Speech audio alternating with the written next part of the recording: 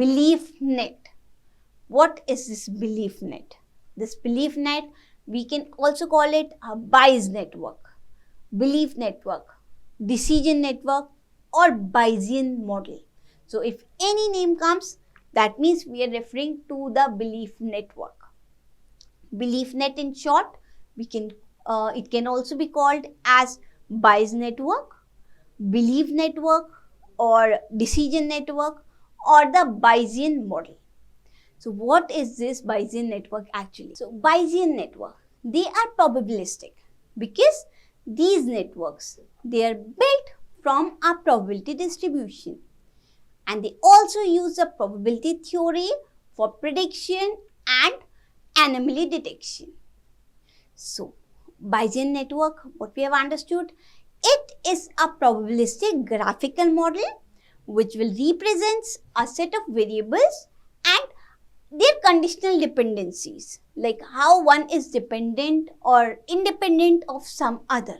So the conditional dependencies, they will be represented using our Bayesian network. The real world application, normally they are probabilistic in nature, and to represent the relationship between the multiple events, we need a Bayesian network.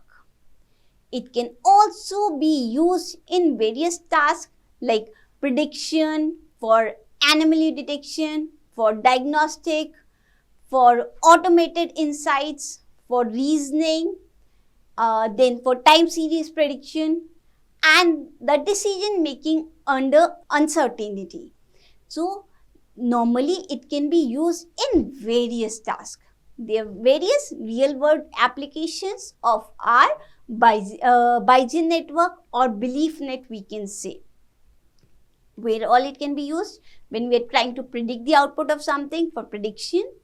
For the purpose of anomaly detection, we can use it. For the purpose of diagnostics, if we are trying to diagnose something, we can use it. For automated insight reasoning, we can apply our belief net.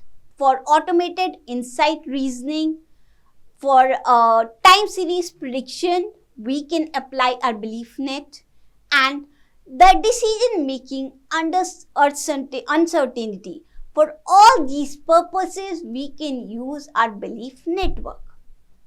So a Bayesian network or belief network, it is a probabilistic graphical model which represents a set of variables and their conditional dependencies using a directed acyclic graph. Directed means we define the direction, that in which direction we are leading to.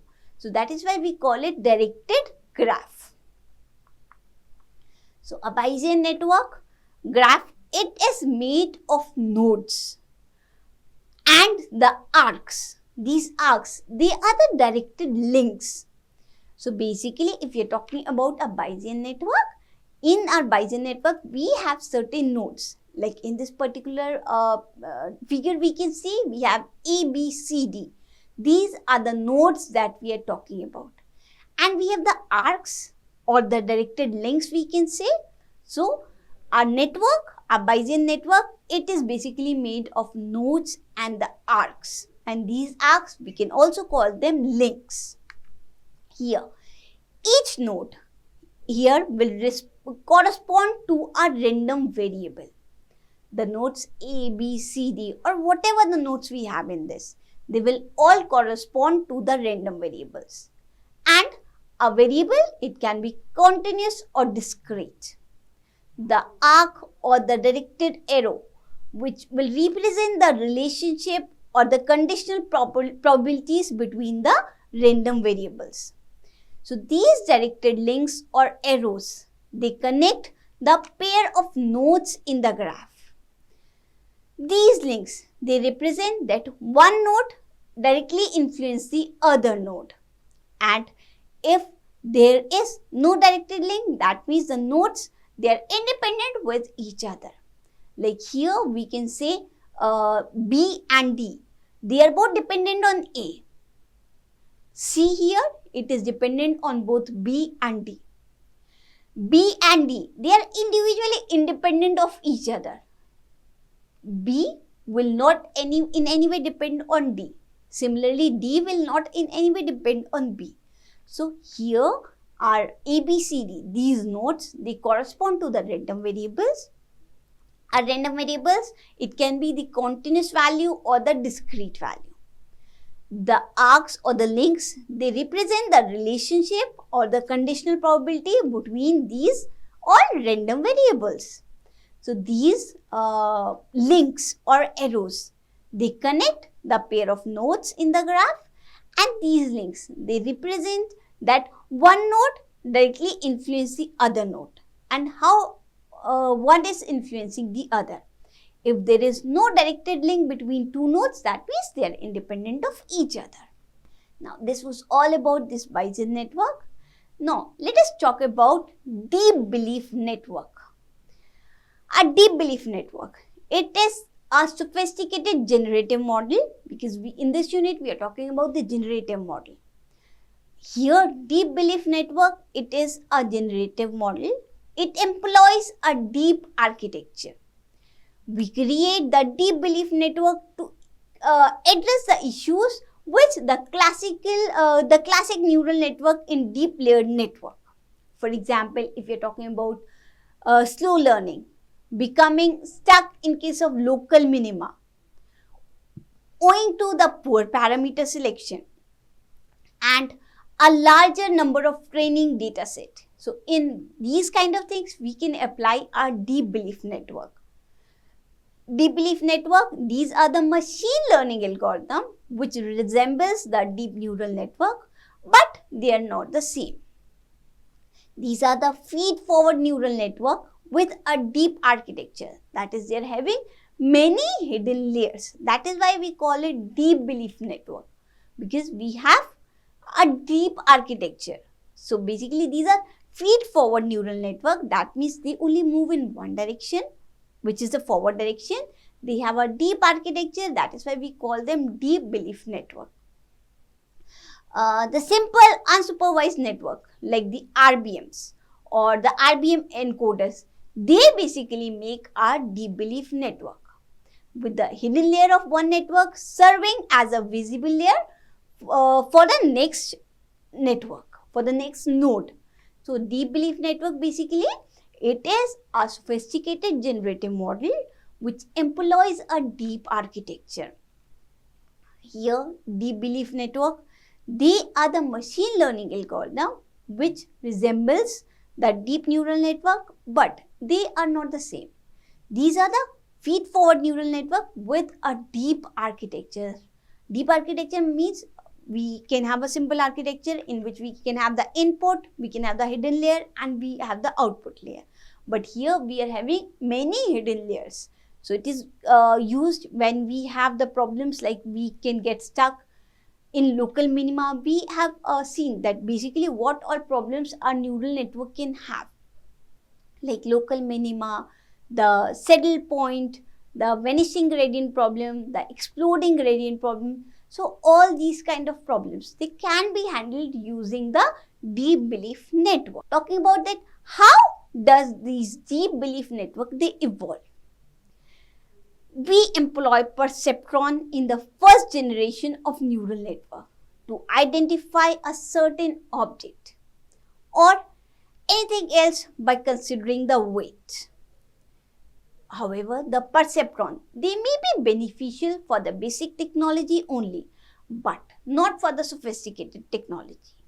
So, in the first generation of neural network, what we started with the perceptron. But they could only be used for the basic technology, not for the sophisticated technology. So, to address those problems, the second generation of neural network, it was introduced. In the second generation of neural network, we introduced the backpropagation algorithm, which compares the received output to the desired output and finally reduces the error value to 0. After that came the directed acyclic graph, which are known as a belief network, which aided in the solution of inference and the learning problems.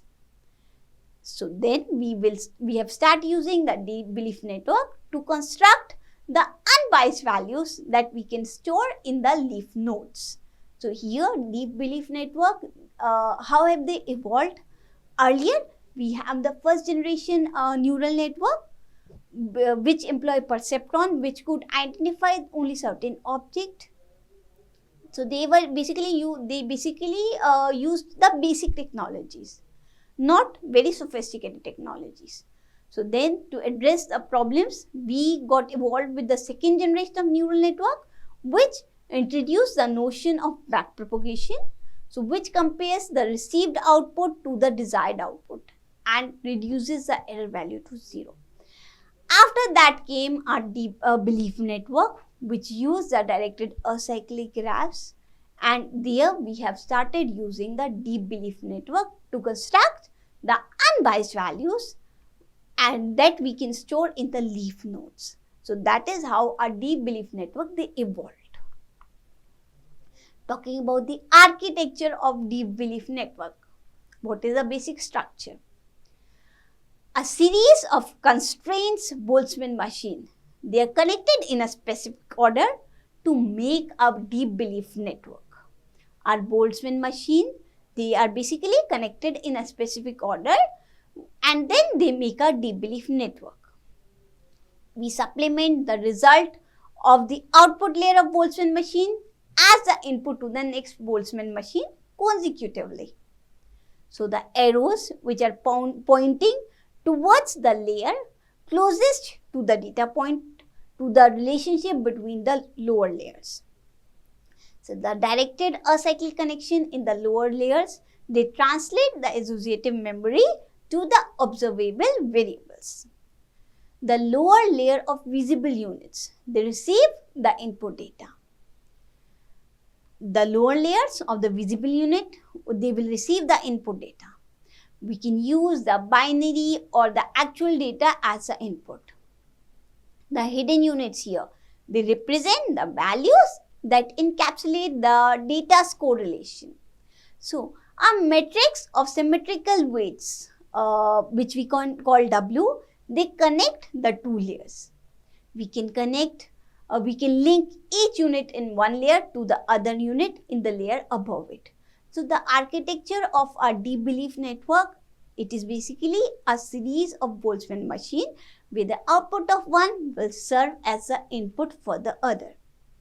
They are basically represented with the help of arrows. These arrows, they will point towards the layer which are closest to the data points and they will represent the relationship between the different layers. So that is the basic architecture of our deep belief network. Here, we will use the greedy learning algorithm. Greedy learning algorithm, in this, what happens? We connect the layer one by one. We start operating and we connect the layer, we calculate the output. If required, we will again connect one more layer. So that is how it functions. It uses the greedy learning algorithm to pre-train our deep belief network. So for learning the top-down generative weights, the greedy learning method, it employs a layer-by-layer approach. We do not indulge, we do not keep all the layers when we are training the network. We keep on adding the layer one by one. It employs a layer-by-layer approach. These generative weights, they determine the relationship between the variables in one layer and the variables in the layer above them.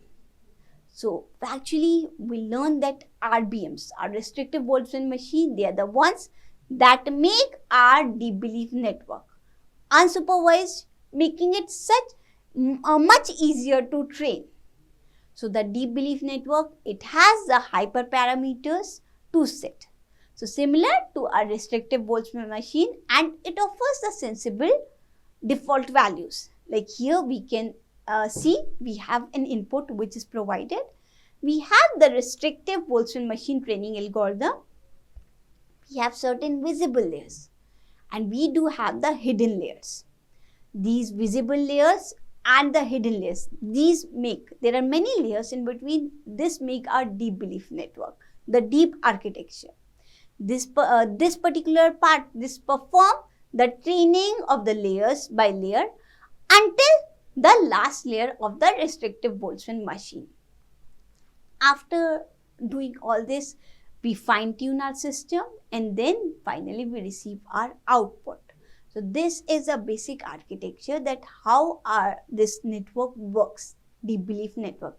We have the input, we have the RBM training algorithm which will train our system, our samples. We have certain invisible layers, we also have hidden layers. So there, these perform the training part, the training, and it does it in the form of greedy approach. It follows the layer by layer approach until the last layer of the RPM is reached. And after that, fine tuning of the network is being done and we receive our output. Coming to the application of our deep belief network. We employ the deep belief network in place of deep forward neural network or even the conventional neural network when we want more sophisticated setups. When we require more sophisticated setups, in that case, we apply our deep belief network. They have the benefit of being less computationally costly. Computational complexity, it grows linearly with the number of layers rather than exponentially, as we have in case of feed-forward neural network. Another thing, it is less susceptible to the vanishing gradient problem. So it has many advantages. That is why we are applying this deep belief network in our sophisticated setups. What all benefits they have? They have the benefit of being less computationally costly. They are less costly. Then computational complexity, it grows linearly with the number of layers. Since we are applying the layer by layer approach, or we can say greedy approach, so here the computational complexity, it will grow linearly with the number of layers rather than exponentially, as we have in case of the feed neural network. And it is less susceptible to the vanishing gradient problem that we majorly face when we are applying the feed-forward neural network. So the basic application of our deep belief network are, it can be applied for recognition of images. When we have different images, to recognize a particular set of images, we can apply our deep belief network. Then when we have sequences of videos, there also we can apply our deep belief network. When we have certain data on map is another application of our deep belief network. When we have certain data and we want to map it, there we can apply our deep belief network. Then for the purpose of speech recognition, these speech recognition technology, we are definitely using in case of the Alexa, Siri, all the voice recognition systems where we speak in our natural languages. There all we can apply this kind of deep belief network.